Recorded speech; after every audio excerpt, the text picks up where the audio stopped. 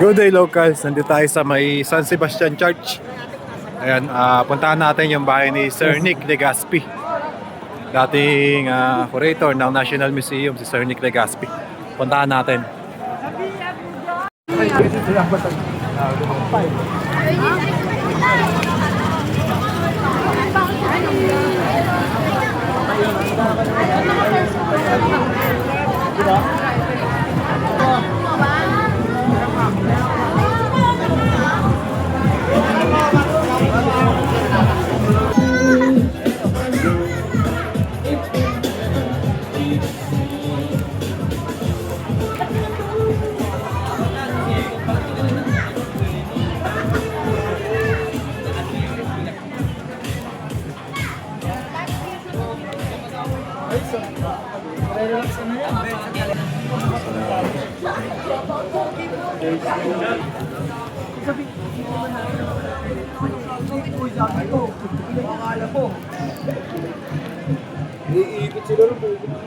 Ayun si Sir Nick.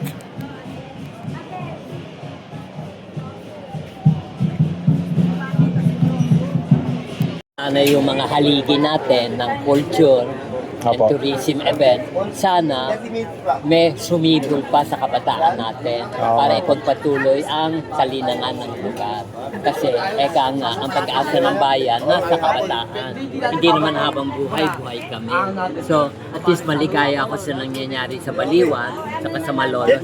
Patuloy ang magandang tradisyon ng Bulacan. Apo. Of which ako naman tiga Pulilan, buhay na buhay naman ang tradisyon ng Carabao Festival. Kaya maganda.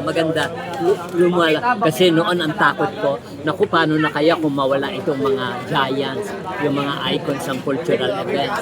Baka matigil ang tradisyon. Kaya sa awa ng Diyos, siguro, miracle of heaven na rin, saka talagang ingrained sa Pilipino yung kaligayahan ng ating tradisyon. Nagpapatuloy. Kaya salamat. Kakaroon po ngayon ng Santo Niño. Tapos sa Bustos naman po yung Minasa. Tuloy-tuloy naman po yung mga festivals. In fact, sinasabi nila ang culinary center should be Bulacan, hindi Pampanga. Yan ang po. sinasabi naman ni Mrs. Enriquez. Yung, Si Apo. Oo, yung talagang expert sa culinary art.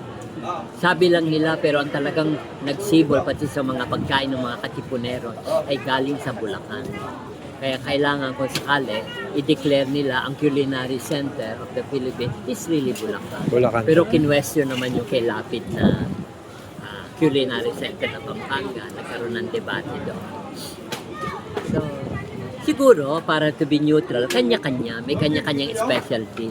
Tapos ang kinakatakot ko nga, kung mawala itong mga katandaan ng San Miguel, Bulacan, baka matigil ng Pastillas de Leche. Yun ang kinakatakot ko na pwedeng ipagmalaki ng San Miguel, Bulacan, itong klaseng tradisyon na ito. Kaya't ginigising ko ngayon ang damdamin ng mga kabataan na hanap buhay na ito, gaganda pa ang kanilang tourism, talong tatanyagan San Miguel, Bulacan. Ipagpatuloy nila yun. Galing po ako ng San Miguel, Bulacan noong nakaraan. Nag-ikot ako. Halos po lahat ng mga bahay na old houses po doon. Medyo napapabayaan. Pero yung kay Kabutyan, buhay pa yung kay Kabutyan. Marami pa akong mga kaibigan na bahay doon. Pero sa bagay, hindi mo sila masisisi. Sabihin nila heritage, makakain ba yan? Karamihan naman ng mga ancestral houses, minibintain ng 4th or 5th generation. Kailangan siguro may resources sila. Kaya tinatawagan ko naman ang local government na kumbaga sa Europe, saka sa Amerika, tumutulong talaga ang local government upang mapanatili ang heritage structure sa isang lugar. Sana mangyari yon sa Pilipinas. Apo. Ngayon, kung ako naman ang may-ari, kung tutulong ang local government, bakit ba hindi? Buksan ko paminsan-minsan ng bahay ko para sa estudyante, para sa local tourists and foreign tourists. Para naman lalo natin pakita kung anong kagandahan talaga ng mga ancestral houses dito. Tama Pero po. ngayon, tinatawagan ko, sana mabigyan ng mas matinding programa ang heritage ng local government. Kasi it should start first from the local government and then the national government will take over. Bago natin hilingin ng national government, local government muna. Kaya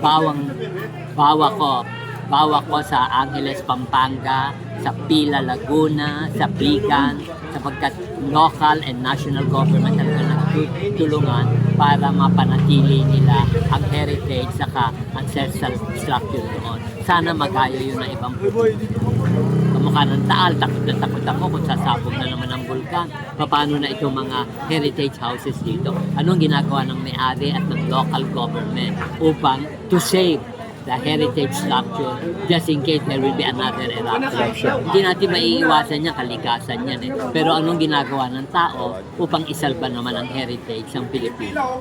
Ganun ang concern ko para sa Taal. At ganun din ang concern ko sa mga natitirang heritage houses sa Bicol. Sa Bicol po. Medyo nagka-alboroto na naman ang mayon. Kaya sabi ko, siguro kung tulungan ng local government, national government, at yung dedication ng may-ari from third or fourth or fifth generation, siguro lalo natin mapipreserve ang kalinangang Pilipino. Sir, tanong ko, yung host niyo po, open po ba siya ngayon sa public? Or? Sa ngayon, yung Christmas, kasi nagpapintura ako, at ang papintura ko naman is based on the conservation, proper conservation. Ano ba ang pintura yung mga 1950s, yun ang susundin ko. Kaya medyo hindi pa tapos, siguro pang fiesta na lang ng January 29 kasi Brad. January Fiesta 29 rin po. dito ng 29 Okay po. sa Del Carmen. O Milagros ang Birhen yan. Sige Actually, po. secondary fiesta dapat ang Quiapo sa amin. Pero since sakop kami ng district ng Quiapo, Pinagse-celebrate niyo rin po. mas maganda, mas maraming fiesta rito.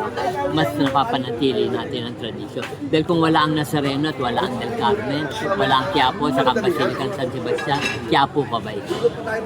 Tama po.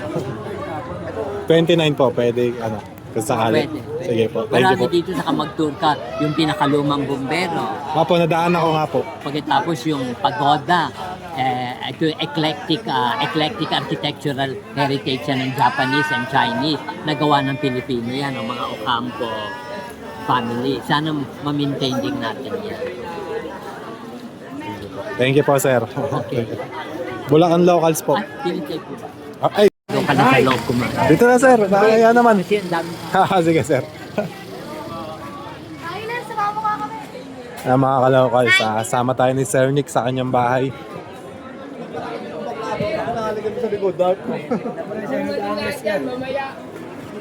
Nagpapamigay sila ng mga pagkain para sa mga deboto. Hello po. This is the culinary tradition of Quiapo. Ang specialty ko yan. Ano, sir? Itong handaan namin ngayon, chipipa ito compared to the traditional food during fiesta time ng Quiapo. Kaya yun ang sinasabi ko, isa sa dapat, isaalang-alang ng national government, ang Quiapo rin, the culinary tradition of the Quiapense.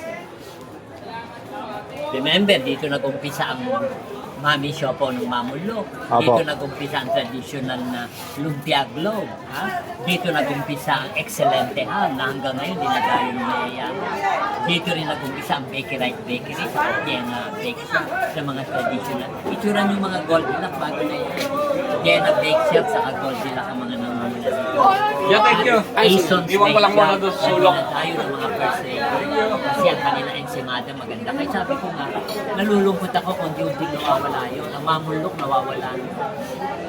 Kaya sabi ko, sana mabuhay na naman yan. Calling on the third, fourth, and fifth generation. Nabuhay nila ito napakagandang business na talagang tatak Pinoy. Sakyan.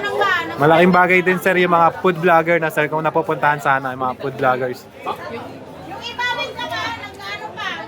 Sige po lang. Nandito tayo sa pinakasilong ng bahay ni Sir Nick, mga ka-locals.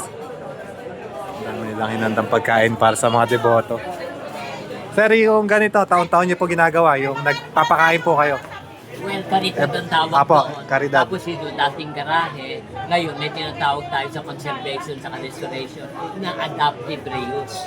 Kaya yung mga ibang may lumang bahay, Nikki, paano namin mamimaintain yan sa mga vlogger, sa mga cultural spaces? Wala na kaming masyadong financial resources. Alam mo naman, fourth generation na kami.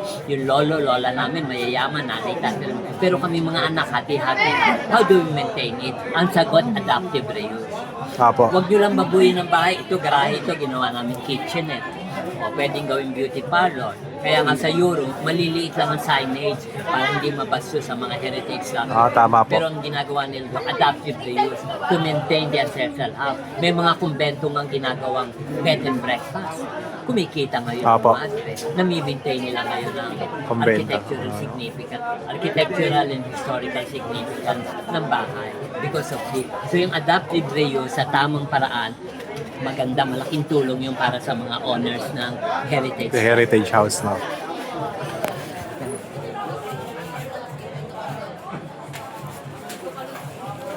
Ito kaya. Ano na yung iba? Hindi dito mo na, Bella. Diretso mo na sa Para sa vloggers. Ayun, good day locals. Nandito tayo sa bahay nila Sir Nick. Pinakain pa tayo mga kalawal.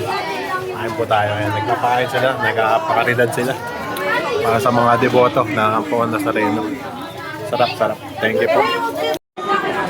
Ayun mga kalawals, galing tayo din sa bahay ni Sir Nick. At pinakain pa nga niya tayo.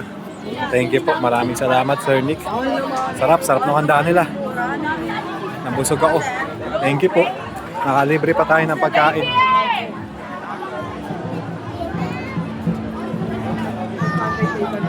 Hanapin na natin kung nasaan yung altas.